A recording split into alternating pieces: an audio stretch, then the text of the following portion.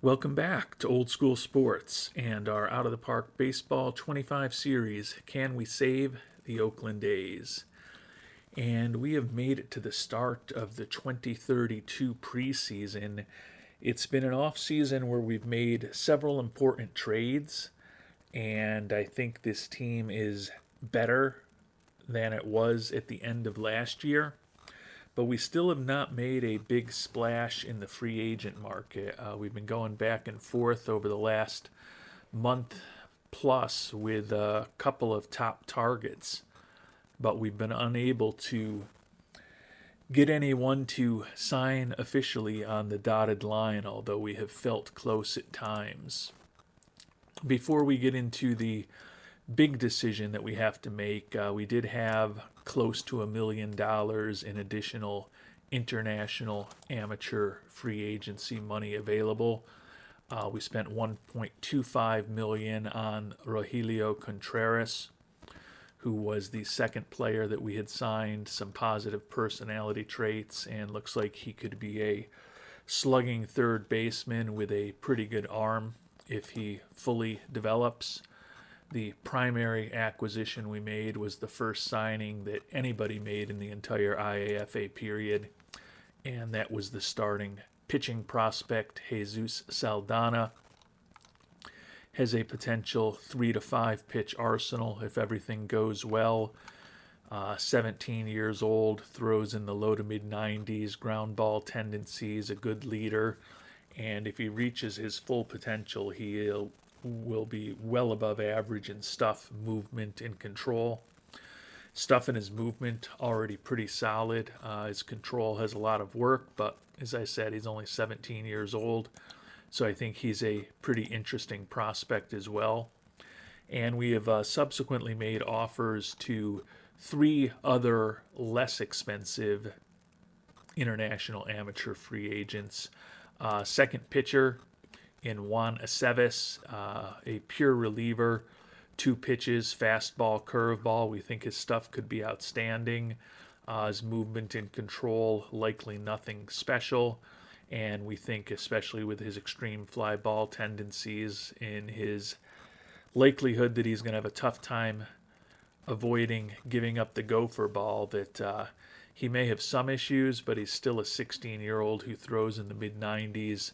I think he's worth a flyer. Catcher Juan Solorzano, not the arm that we'd like, but we think he could be above average defensively with a decent bat if he fully develops.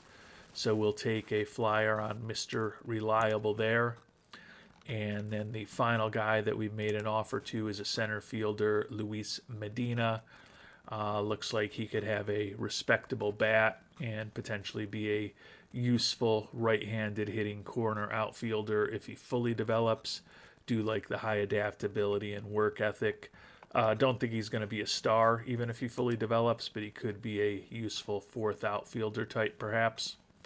So for relatively low money, Aceves, Solorzano, and Medina are on our latest list of international amateur free agents that we have made offers to.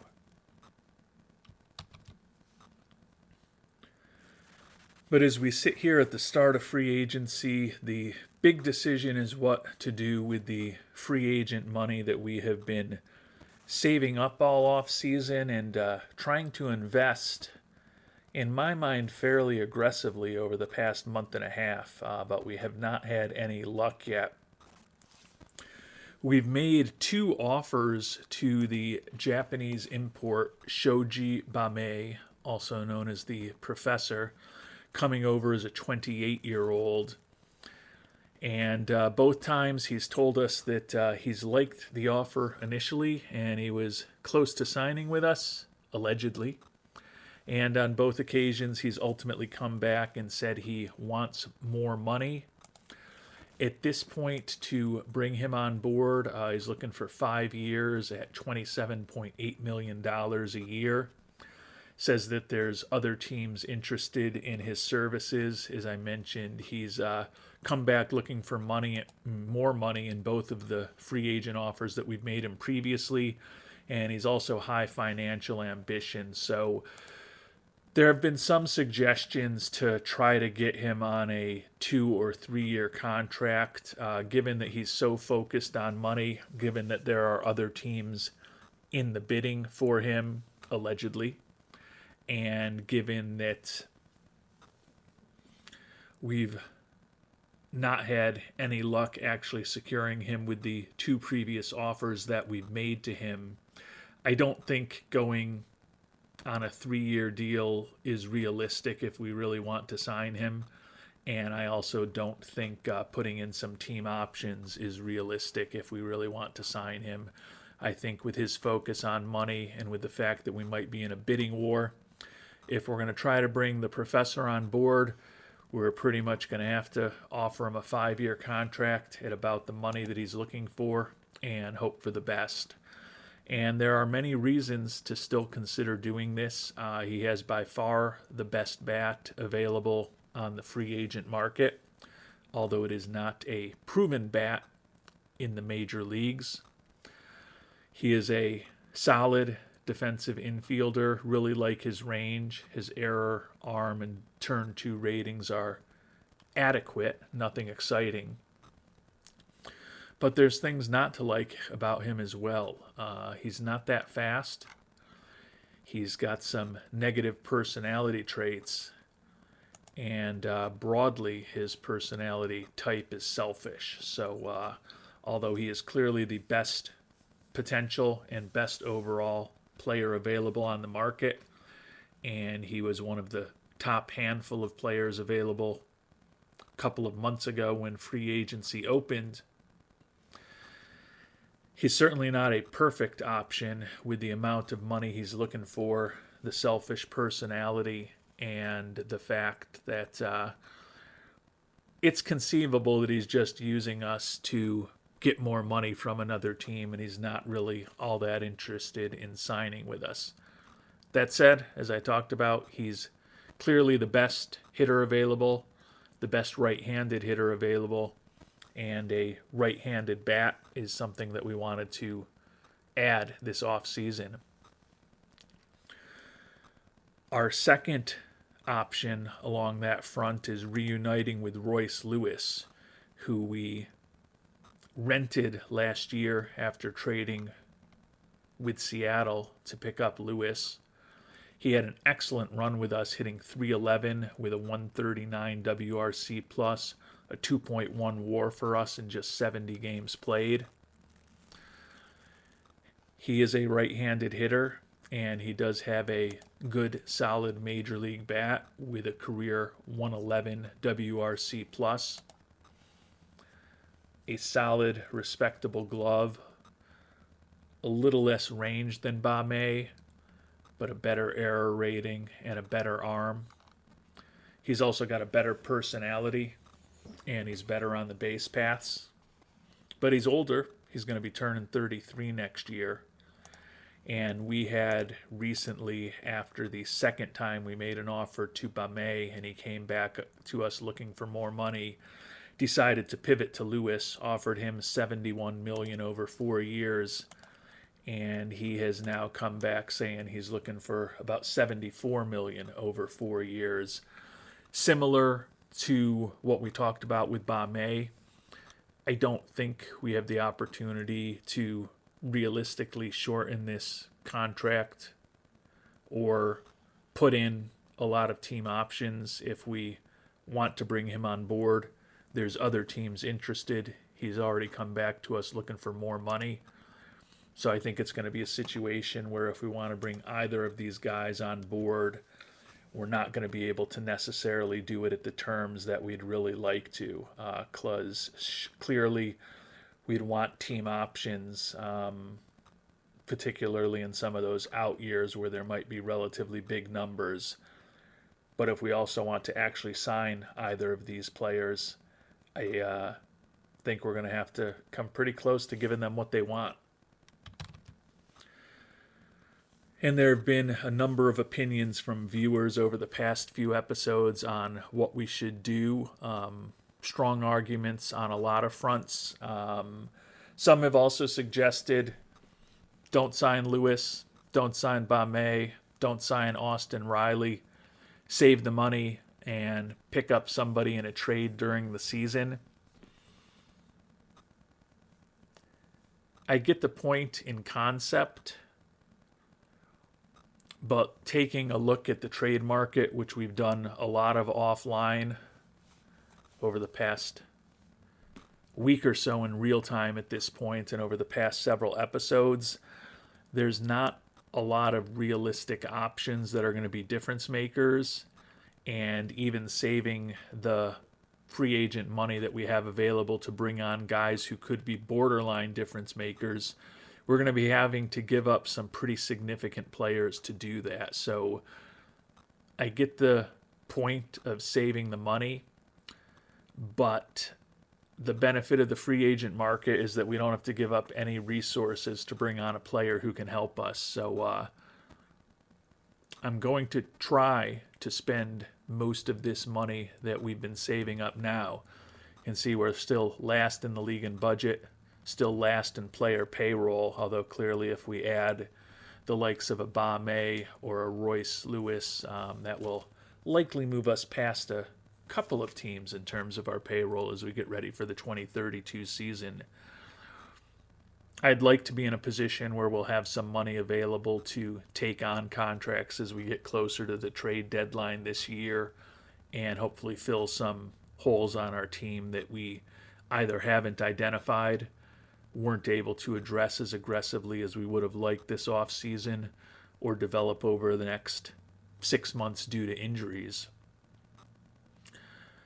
But given that it's a win now season, and given that we've got money to spend, I'm going to be willing to spend it, even if we put ourselves into a situation where 2 or 3 years from now we have a contract that we don't love. Still think that, particularly with Lewis, I don't think the numbers are going to be so crazy that we wouldn't be able to get out of a contract. Bame, some have kind of compared to Hidero Endo and said, you're going to be able to trade this contract and get huge value if you sign him. And I push back on that a little bit. Obviously, we can structure this differently, but right now he's looking for 28, 31, almost 36 million in his age 30, 31, and 32 seasons. If the Professor Bame does not perform as well as we expect he can in the major leagues, that contract is costing 10 times more a season than Hidero Endo was when we traded him away. So I think it's not going to necessarily be as great a contract as Endo's in terms of extracting some value from it if we do decide that we need to move on. And since I mentioned already that I'm not going to follow the advice of those who said just stand down and save the money, puts me in a position where I've got to decide between Bame and Lewis. And they both have strengths and weaknesses that we've talked through. And there were some very strong opinions on both sides from viewers. I got about a dozen viewers who opined on the last episode and expressed a very clear opinion between Bame and Lewis. And it was close to a split vote. But I was a little surprised. I thought Bame would be the one favored by most viewers, and although 5 viewers favored Bame, Ryan, Sir Valerian, Alkshi, Jarek Braxton, and James Miller Media, 6 viewers actually expressed a clear preference for Mr. Lewis. Sean Gratton, Jeansy, Fake Name, Wymie943, Paul West, and Katie St. Clair. So it was a pretty split vote among our viewers, and there were some very strong opinions on both sides. Both pro Lewis and pro Bame, and also some pretty significant arguments about why going with either of them would be an absolutely horrible decision. So appreciate, as always, the feedback and thoughts from our worldwide scouting department.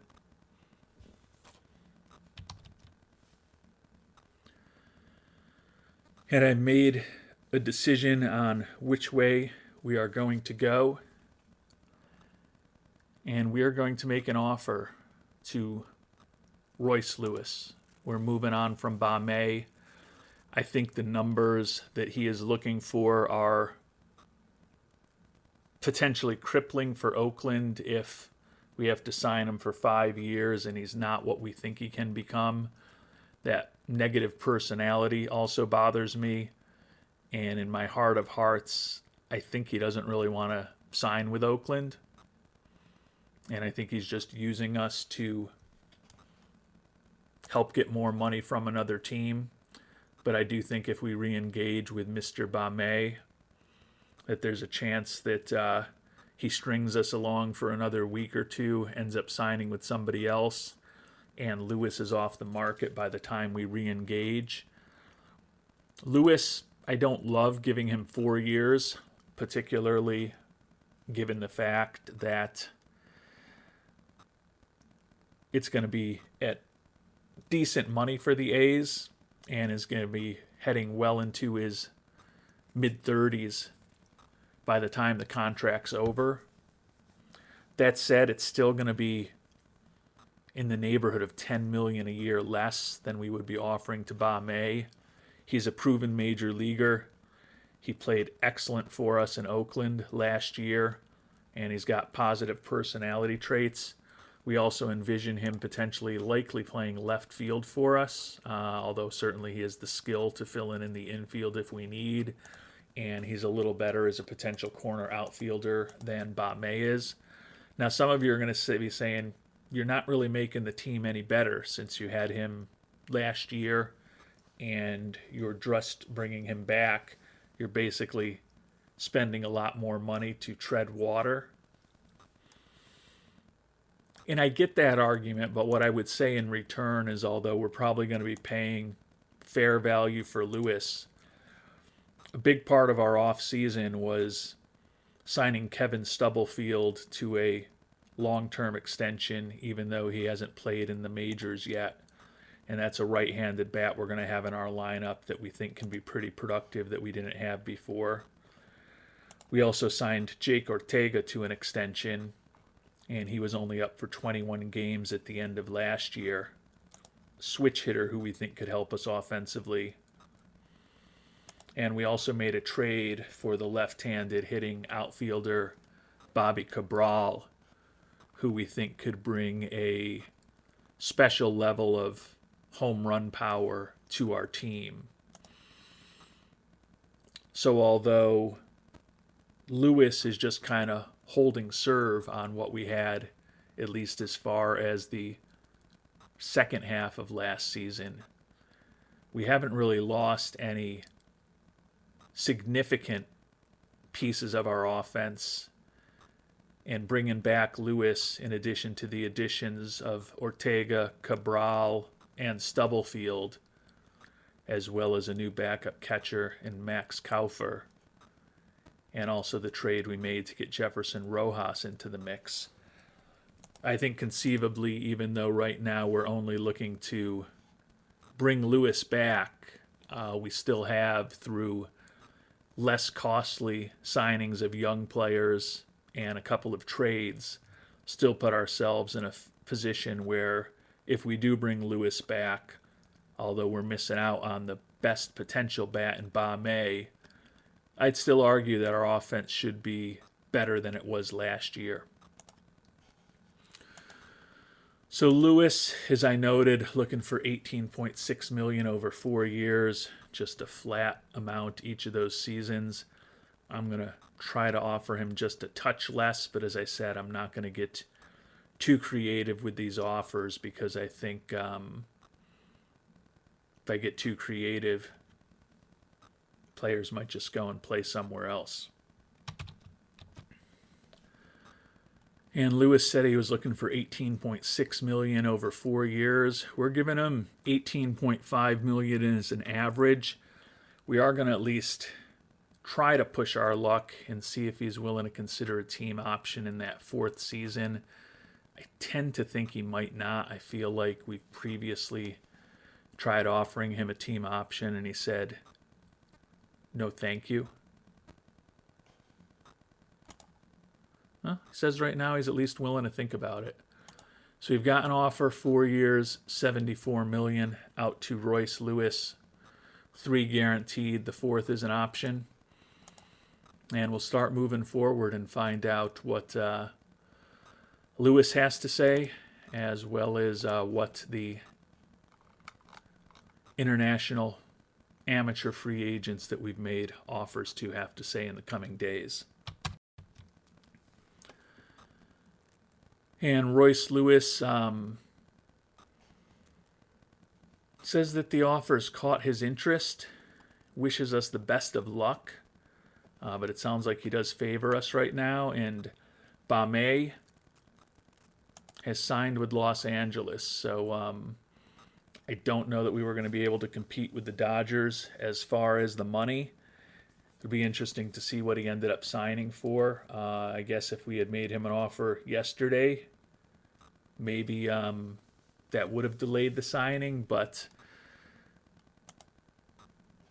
whoa, he didn't want to sign with us because we had basically made him a very similar offer. 5 years, he ended up signing for 122.5 million.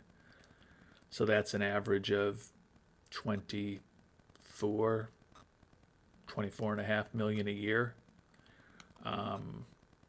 I believe our top offer to him was 112 million over 5 years. We could just see it before we signed him, but he said he was looking for an average of 27.6, I believe, when we talked to him yesterday. So he signed with the Dodgers for about $3 million less than he was asking from us. You can see the Dodgers were not able to put any team options in there.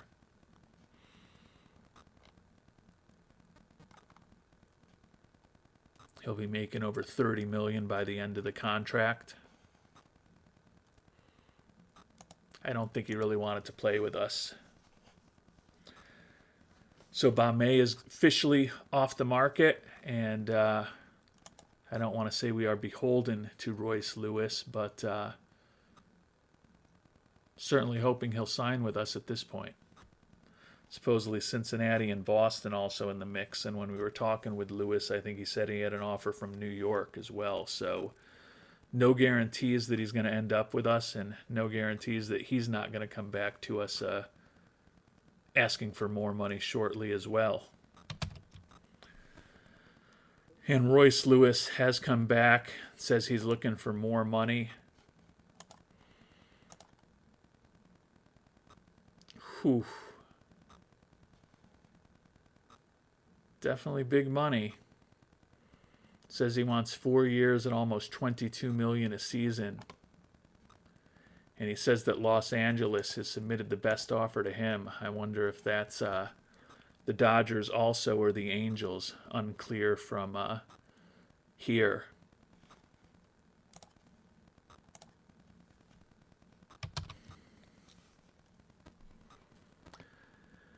And I've spent some more time offline looking at the potential options in trade, as well as spending some more time with the potential free agent options.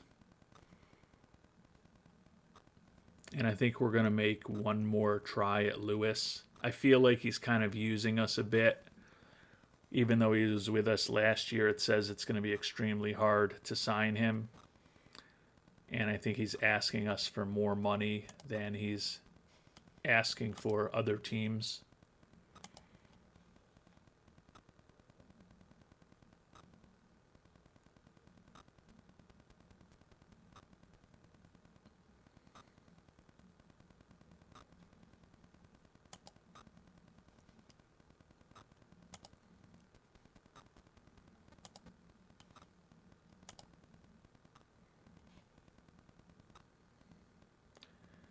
Doesn't sound like he wants that team option.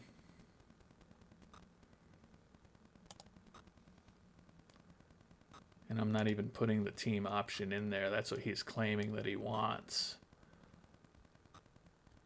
Or claiming that he's willing to have in there. I think he doesn't really want to sign with us. So he says he wants 4 years, averaging $21.9 million. That's exactly what we're going to offer him. No team options involved, guaranteeing him a spot in the starting lineup. He says he'll think about it. So 4 years, $87.6 million. Definitely a reach as far as a contract for these A's, but as I noted, we're in a win-now mode. We're going to have a fair amount of money coming off the books next year. Now, unfortunately, it's because we're going to be losing some of the top players on our team. But if we can definitely fit that contract for the next few years with our budget, since we're going to be losing some significant players this offseason, most notably and most likely Colt Keith.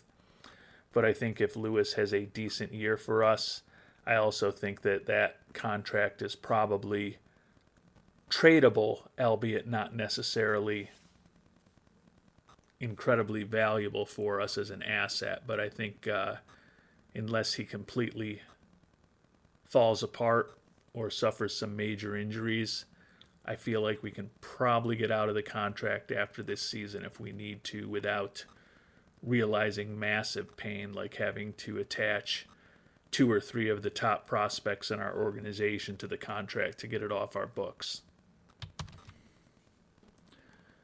And Lewis is now claiming that we are the front runner for his services, but we've heard that one before. And as I somewhat suspected, Lewis now says he's leaning towards an offer from Arizona. And he wants 4 years at an average of $26.1 million to sign with us. So I think it's clear, even to me at this point, that both Bame and Lewis ultimately really didn't want to sign with us here in Oakland. And as much as I'd love to spend this money in free agency, I think as a practical matter, we're going to stand down on Mr. Lewis right now too. Certainly not optimal. The good news is if we do make a trade in the upcoming season, we're going to have the ability to take on a much larger chunk of the contract that we'd be inheriting, which will hopefully help keep our costs down a bit in terms of the players or prospects that we're going to have to get up to bring a rental on board. But the bad news, of course, is that we're not going to just be able to pay money to get a big-time player. And we're probably not going to have that player on board for the first few months of the season as well. And I've taken a look at some of the true fallback options. Talked about Austin Riley in a previous episode. Obviously, an extremely accomplished player over the course of his career.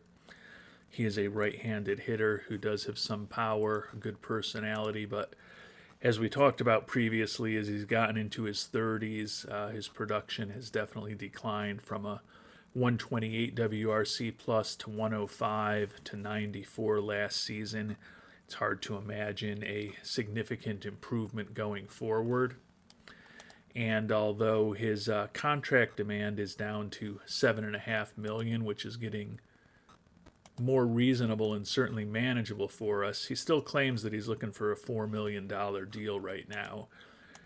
So I think if he lingers on the market for another few weeks and he's still sitting around as spring training begins, and he's willing to sign a 1-year deal, we would think about it. We've also got our eyes on a few other players, CJ Abrams, potential reunions with maybe a Daryl Hernandez or a Estuary Ruiz, but none of those guys is going to be exactly what we need. So I think that rather than guarantee them something or guarantee them longer contracts, we'll probably see who ends up being on the market in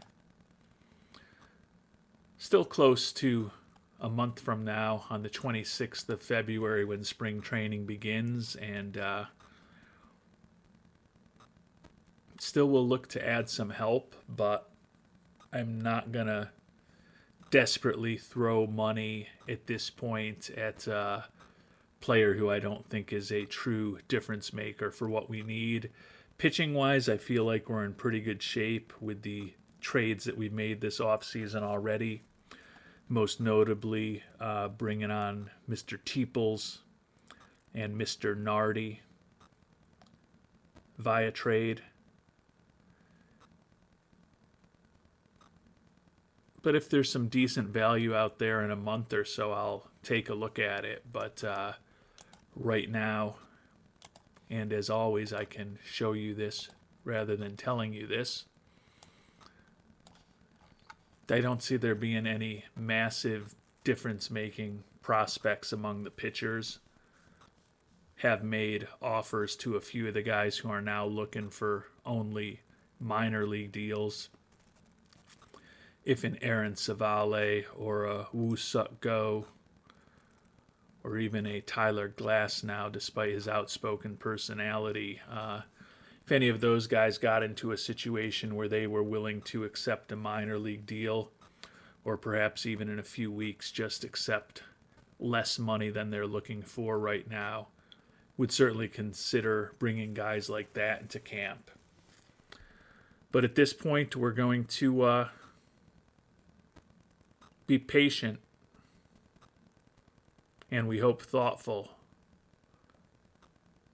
about how we pursue these last several weeks of the off-season. And on a rare positive note for this off-season, we did get Juan Aceves and Luis Medina both signed to the offers we made. The catcher had come back to us and said he was looking for significantly more money, so we can't afford him now, but we still have I think 300 to 400 million left at this point. So we're going to continue exploring whether or not there's another body or two we can add into our international complex. And similar to Mr. Bame, Royce Lewis has also signed with the Dodgers. 4 years, $89.8 million. So that ended up being just a little bit more than the last offer that we had made to him, but significantly less than what he claimed he would sign with us for. So the Dodgers get both of our big targets. The fan interest decreased a lot, even though Royce Lewis was a rental, and yeah, it definitely did. A 3-point hit to fan interest. So unfortunately, after what started as a little bit of progress in fan interest this offseason, we had gotten it up to 56.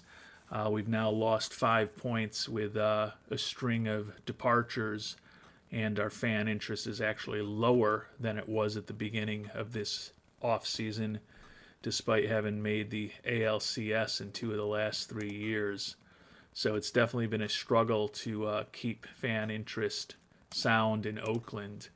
And unfortunately, as you can see here, if I would click on the proper things, our attendance is actually expected to be down this year now. Might adjust ticket prices a little bit lower. I had raised them $1 because we were getting pretty good attendance at the end of last season when the team was competitive and fan interest was higher than it is today. But unfortunately, we're now actually down compared to where we once were. And we did just spend our last $400,000 in IAFA money on another relief pitcher, Juan Galarza. Like the high loyalty and work ethic, not the smartest man in the world, but he's only 16 years old. Ground ball tendencies, another guy who's a pure reliever, but we think his stuff and his control could both be well above average if he fully develops. But with 20 stuff and 25 control today, he's clearly got a long way to go. And with our IAFA class complete, because we've spent every penny we possibly had to spend, ended up being a 5-person class. We got the pitcher that we really wanted, plus some other guys with some potential, so I think it worked out pretty well. Certainly worked out better than our non-international amateur free agency has worked out this offseason. So next episode, we will get to the start of spring training and get through spring training and hopefully potentially bring on another player or two who can help us. But before we finish up here, we're getting in the late stages of our development lab, at least the significant programs for this off season, and we'll check in on where we stand with those here on Saturday, February 7th, with just 2 to 3 weeks left. Jake Ortega and Jason DeCaro, who were doing the 2 easier programs that we had people working on, both on track here with a few weeks to go. And Arturo Estrada continues to excel in his quality of contact program. Bobby Cabral, the new addition, is on track in terms of trying to improve his power. Unfortunately, Juan Rodas is struggling with his quality of contact program, but if we're able to ultimately get out of here with 4 successful programs, given that 6 of them we knew were going to be more challenging, it would actually be a pretty decent result, particularly if Rodas gets up to the point where at least he's not regressing in terms of where we think his current ratings and or his ceiling are. So we've still definitely got some work to do this off season. We ended up keeping prices right where they were. We're still going to have this team competitive, and we're not going to give these tickets away. We have kind of rebolstered scouting and development and the draft budget, which takes our total money down to about $9 million. Still plenty to bring on some talented players in the trade market, or hopefully before then in free agency. And clearly we can still tweak scouting and development down a bit if we decide as we get closer to the start of spring training and the regular season. So those of you who didn't want us to sign Bame should be pleased. And those of you who didn't want us to sign Lewis should also be pleased, because we failed on both counts, but I think it was the right move in both cases not to go even more overboard with our offers than we had already gone. And with that, we will call it an episode. Until the next time, thanks so much for watching, and hope you have a great day.